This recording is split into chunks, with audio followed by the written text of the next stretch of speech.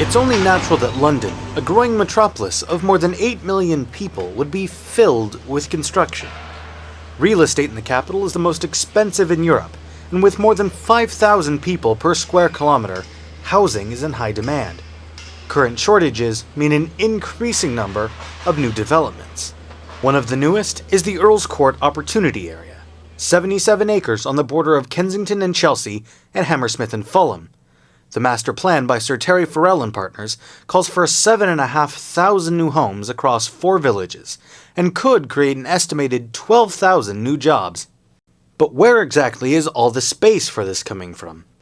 Currently in the way, as the name indicates, is the Earl's Court Exhibition Centre. In the past, the landmark venue has hosted events like the Brit Awards, the Great British Beer Festival, the London Book Fair, Olympic volleyball, and quite the collection of legendary concerts. In the future, however, it will be gone. Many locals are not happy about it and are lobbying to stop the demolition. So if you identify that a lot of the businesses have been set up in response to the exhibition centre and you remove a destination location, that actually you need to be looking at those businesses and actually supporting them, or otherwise you're going to lose the amenities and the vitality of the area, and therefore the area will become commensurately less attractive. While Capital and Counties, or CAPCO, own the exhibition centre, their development can't go forward without cooperation from Transport for London. Running through the area are several rail lines and the train maintenance facilities at Lilliebridge Depot. Altogether, 15 acres of TfL-owned land. The Rail Workers Union opposes the plan and sees it as yet another cutback to rail systems in the city.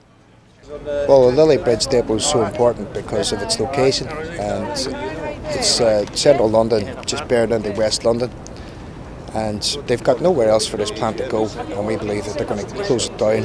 It's going to mean a loss of jobs. There's a couple of hundred people working in Lilliebridge, directly employed, and maybe another 100 who are contractors. So altogether you're talking about 300 jobs. While full terms have yet to be settled, TfL is calling for a 37% stake in the venture and protection of operational assets. TfL is unable to comment on negotiations in progress, but documents from the Finance and Policy Committee reveal plans to relocate services to the Ruslip Depot in Hillingdon, while the area is refitted for subterranean operation, and then moving back once construction is completed. But beyond economic and infrastructural implications are the fates of local residents, as there is a third landowner involved.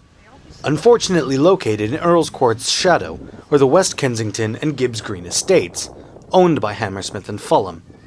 Last year, when approving the project, the borough also agreed to sell their 21 acres to CAPCO. As a result, 760 families will lose their homes. Some, like Frederick Podmore, have lived here for most of their lives. We were so grateful when we got the place, because we was living in a 2-bedroom flat in Hammersmith Riverside Gardens, and when this premises became vacant, there was no hesitation, we snapped it up. He believes the plans will drastically overcrowd the area and push poorer residents out. If we take 6,000 of them 8,000 homes, if we take 6,000 and that's husband and wife, and each one of them are going to have 2.4 children, the multiplications become astronomical. And where are all these people going to go? There won't be room to move. Others have found refuge here more recently, like Ali and his family, who moved here from Iraq. He is disappointed in the disregard shown to the residents. They never spoke to people on the estates. They gave directions to people on the estates. They just said, this is what's going to happen to you. It gave us away as a kind of treat. The key thing is that you're just being treated like you're on a land that is worth gold to somebody else.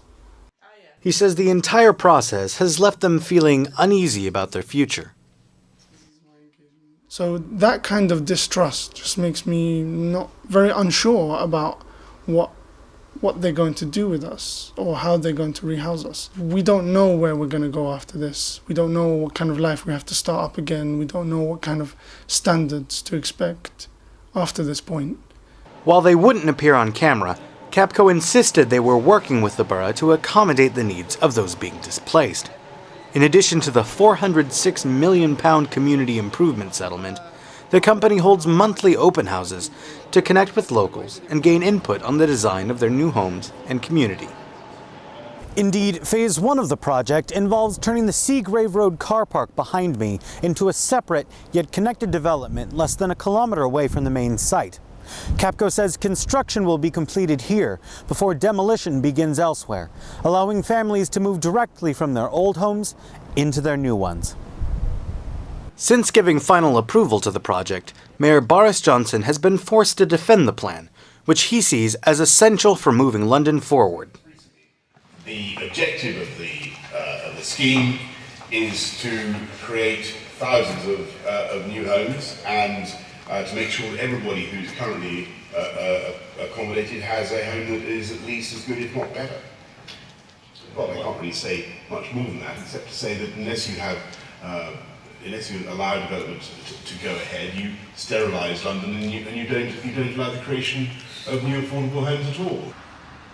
In the unlikely event Communities Secretary Eric Pickles calls for a review of the proposals, this neighbourhood may yet avoid the wrecking ball. Otherwise, work could begin by the end of the year. And pretty soon, Earl's Court, like many of the acts who made it famous, will be history. Ian McDonald, City News International.